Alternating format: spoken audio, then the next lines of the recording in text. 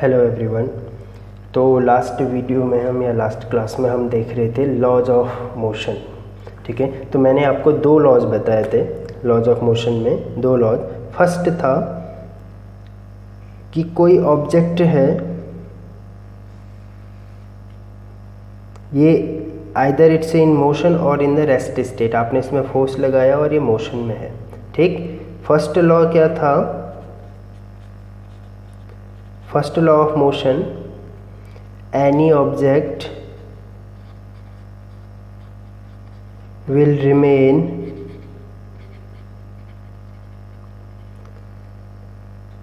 in its rest or motion state until any external force not applied on it। ठीक है, कोई भी object है वो अपने स्टेट, जो भी उसका रेस्ट स्टेट है या मोशन का स्टेट है, उसी में रहेगा जब तक आप उसमें कोई एक्सटर्नल फोर्स नहीं अप्लाई करेंगे। ठीक है, ऐसा क्यों हो रहा है? क्योंकि जब ये ऑब्जेक्ट रेस्ट में है तो उसके पास एक इनर्शिया की प्रॉपर्टी है, वो मैंने बताया था। तो जब तक आप उस इनर्शिया की प्रॉपर्टी को कंपनसेट नहीं करेंगे तब तक ये ऑब्जेक्ट क्या करेगा? अपनी स्टेट चेंज नहीं करेगा, और अगर मोशन में है तो मोशन। तो फर्स्ट लॉ। और सेकेंड लॉ क्या था? सेकेंड लॉ क्या था? F इक्वल्स टू था dp by dt, where p equals to m times of v is called the momentum। F equals to dp by dt। तो dp by dt को हमने एक और टर्म दिया था, क्या? Mass into velocity a, acceleration m into a। क्यों? इस dp by dt को मैं क्या लिख सकता हूँ? d by dt of m into v, p equals to mv। m is constant, so ये हो जाएगा dv by dt डिफ्रेंशिएशन। तो F इक्वल्स टू क्या है? dv बाई dt क्या होता है? Acceleration, that is m into a, dv by dt equals to a। So force equals to m into a और force equals to dp by dt। This is your second law. Third law क्या था? Third law क्या होता है? Third law होता है every action for every action, for every action there is an equal reaction। this is called the third law। suppose ये एक object है, इसको ऑब्जेक्ट नंबर 1 मान लेता हूँ, इसको ऑब्जेक्ट नंबर 2 मान लेता हूँ। तो ये दोनों अगर कांटेक्ट में आते हैं और ये 1 जो है इस 2 में इस डायरेक्शन में कोई फोर्स लगाता है F12, तो एनी हाउ ये ऑब्जेक्ट भी इसमें फोर्स लगाएगा, क्या? F21। So F12 will be equal to F21। The best example of this action reaction force or the third law of motion is,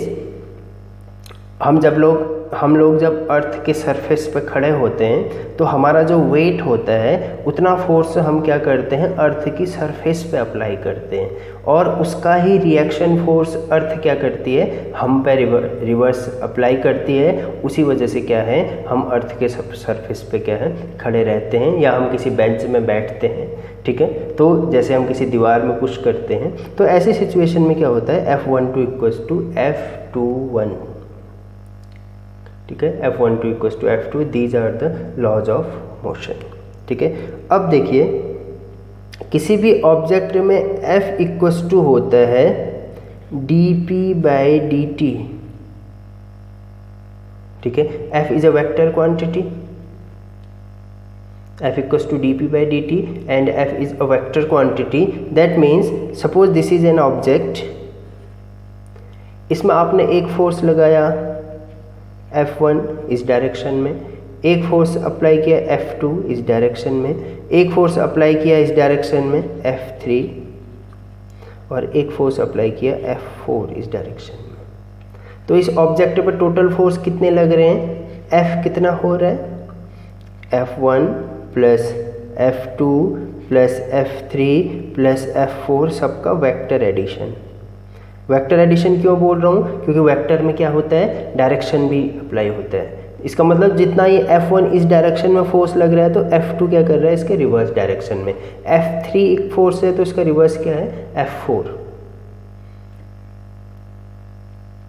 ठीक है। इफ, अब मैं कंडीशन लिख लेता हूँ, F1 equals to F2 equals to F3 equals to F4। अगर F1 और F2 equal हो जाएं और F3 और F4 भी इक्वल हो जाएं, ठीक, ये सारे फोर्स इक्वल हो जाएं अगर सपोज, तो जितना फोर्स इसमें इस डायरेक्शन में लग रहा है उतना ही फोर्स इसमें अपोजिट डायरेक्शन, जितना फोर्स इसमें अप साइड लग रहा है इतना ही फोर्स डाउनवर्ड साइड। तो total force, then total force on object is कितना हो जाएगा, 0। That means F will be 0. So by the second law F equals to 0, by second law of motion, by the second of law of motion F equals to कितना होता है, dp by dt, but F equals to 0, लेकिन F कितना है, 0 है। So if F equals to 0, then dp by dt will be 0। तो किसी भी क्वांटिटी का फर्स्ट डेरिवेटिव, फर्स्ट डिफरेंशिएशन अगर 0 है तो p कितना हो जाएगा, कांस्टेंट, क्योंकि कांस्टेंट का डिफरेंशिएशन क्या होता है, 0। तो p equals to constant. That means p जो है कांस्टेंट है। कांस्टेंट मतलब एक ही वैल्यू है, कोई वैल्यू चेंज नहीं हो रही है। कांस्टेंट क्या हो सकता है, 1 2 3 4। अगर p 3 है तो वो हमेशा क्या रहेगा, 3।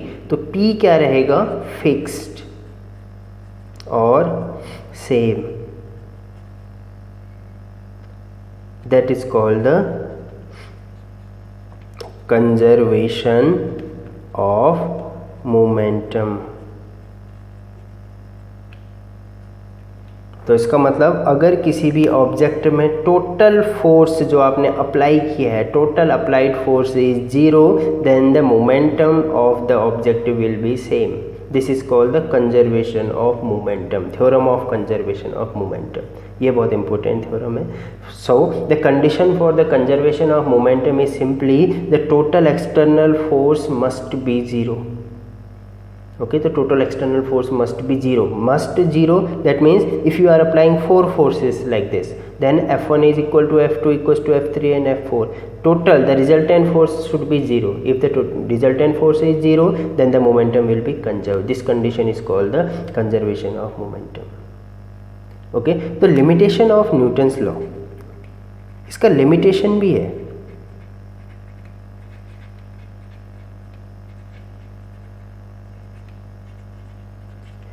देखो F इक्वस टू होता है dp बाई dt, इसको मैं लिख देता हूँ d by dt of m into we.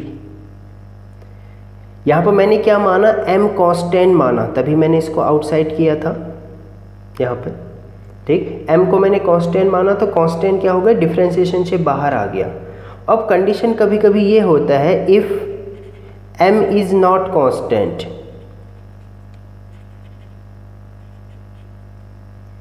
m is not constant.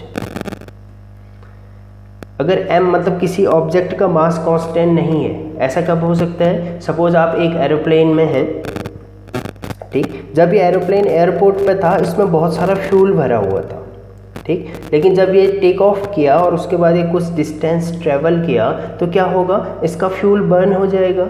और अगर फ्यूल बर्न हो जाएगा तो इसका मास क्या हो जाएगा, कम हो जाएगा। सपोज इसमें 100 लीटर्स फ्यूल था और वो सारा बर्न हो गया तो इसका 100 लीटर इसका मास क्या हो गया, कम हो गया। तो इसका मतलब पहले कुछ मास था, बाद में वो मास जो m जो है वो कम हो गया। तो उस सिचुएशन में आप इस m को ऐसे बाहर नहीं निकाल सकते डिफ्रेंशिएशन से। तो इसका मतलब if m is not constant f equals to d by d t of m v जो है, अब मैं इसको कांस्टेंट से बाहर नहीं निकाल सकता। इसको मैं क्या लिखूँगा, प्रोडक्ट रूल लगाऊंगा, ये हो जाएगा v d m by d t plus m d v by d T.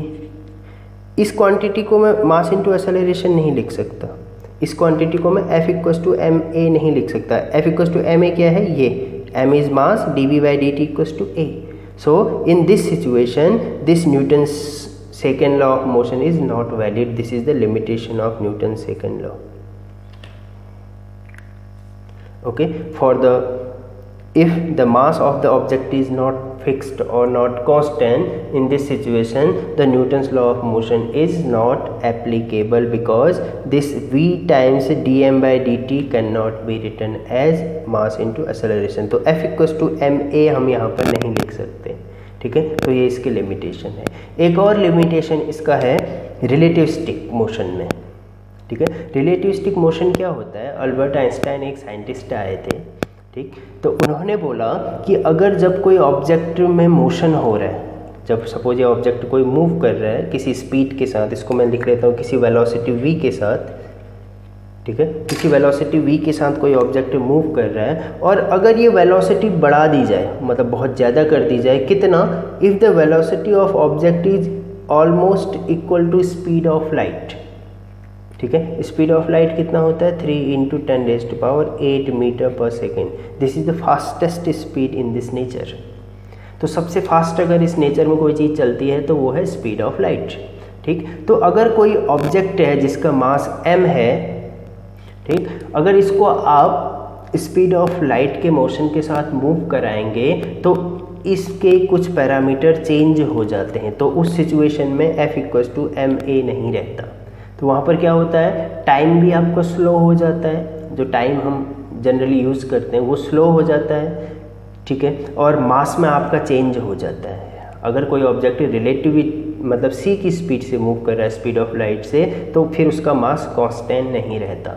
अगर मास कांस्टेंट नहीं रहेगा तो लॉज ऑफ मोशन नहीं एप्लीकेबल होगा, ठीक है। तो भी ये लिमिट है। तो जितने भी, अगर कोई भी ऑब्जेक्ट स्पीड ऑफ लाइट्स के स्पीड से मूव करेगा तो उस सिचुएशन में जो होगा लॉज ऑफ मोशन नहीं होगा। तो इसका मतलब मुझे अलग से स्टडी करना पड़ेगा। तो ऐसे सिचुएशन को हम क्या बोलते हैं, रिलेटिविटी, ठीक है। तो रिलेटिविटी में हम उस सिचुएशन को स्टडी करते हैं जहाँ पर ऑब्जेक्ट क्या है, स्पीड ऑफ लाइट की स्पीड से ऑलमोस्ट मूव कर रहा है। तो उसकी अलग साइंस है, उसे हम बोलते हैं रिलेटिविस्टिक साइंस, ठीक है। तो आपके चैप्टर में है, ये आपके कोर्स में है, हम उसको देखेंगे, ठीक। तो रिलेटिविस्टिक मोशन तब होता है जब कोई ऑब्जेक्ट क्या करता है, c की स्पीड से मूव करता है। तो उस सिचुएशन में इस साइंस में क्या क्या चेंजेस आते हैं उस चीज़ को भी हम देखेंगे जब वो सिलेबस में आएगा। तो आज हमने सीखा लॉज ऑफ मोशन कंप्लीट हुआ, और उसके बाद क्या आया, कंजर्वेशन ऑफ मोमेंटम, ठीक है। तो कंजर्वेशन ऑफ मोमेंटम के बाद हमें पता चला लिमिटेशन क्या है। लिमिटेशन 2 हैं, जब मास आपका फिक्स नहीं रहता तो आपका सेकेंड लॉ अप्लाई नहीं हो सकता, और सेकेंड थिंग, अगर ऑब्जेक्ट स्पीड ऑफ लाइट की स्पीड से मूव करेगा तो उस सिचुएशन में भी न्यूटन्स लॉ ऑफ मोशन क्या है, वो एप्लीकेबल नहीं है। तो ये क्या है, आपकी limitations of Newton's law of motion, ठीक है।